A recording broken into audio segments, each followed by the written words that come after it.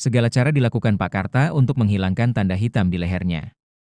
Ia menggosoknya dengan air sumur, sabun, hingga cairan pembersih yang paling keras, namun kulitnya justru memerah dan melepuh, sementara bekas telapak tangan hitam itu tetap diam di sana.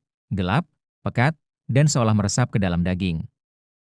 Ketakutan Pak Karta memuncak ketika ia menyadari bahwa tanda itu tidak hanya sekadar noda. Malam ketiga setelah kejadian itu, Pak Karta berdiri di depan cermin tua yang retak di kamarnya. Dengan tangan gemetar, ia mengarahkan lampu minyak ke arah lehernya. Ia tersentak hingga hampir menjatuhkan lampu itu. Jari-jari hitam pada tanda di lehernya bergerak. Tanda itu perlahan merayap naik. Ujung-ujung jarinya kini menyentuh rahang Pak Karta, dan setiap kali tanda itu bergerak, Pak Karta merasakan sensasi dingin yang luar biasa, seolah ada es yang disuntikkan ke pembuluh darahnya. Ia merasa tenggorokannya menyempit, membuatnya sulit bernapas. Tidak, ini harus hilang, rintihnya. Ia mengambil sebilah silet tua. Dengan tangan yang tak lagi stabil, ia mencoba mengikis permukaan kulit yang menghitam itu. Namun, keanehan terjadi. Bukan darah merah yang keluar, melainkan cairan kental berwarna hitam yang berbau singkong busuk.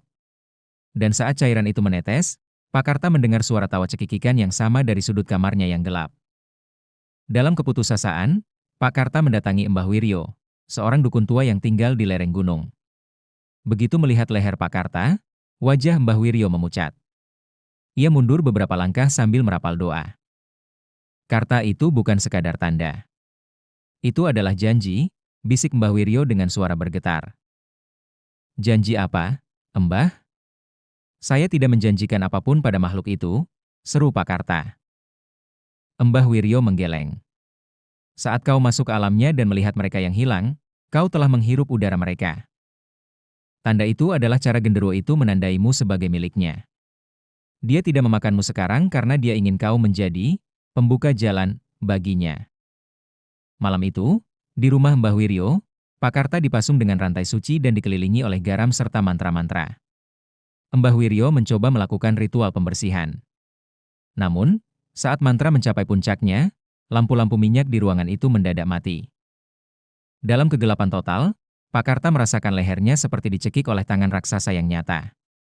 Tanda hitam itu kini bercahaya merah redup. Karta, terima kasih. Suara itu bukan berasal dari luar, melainkan keluar dari mulut Pak Karta sendiri.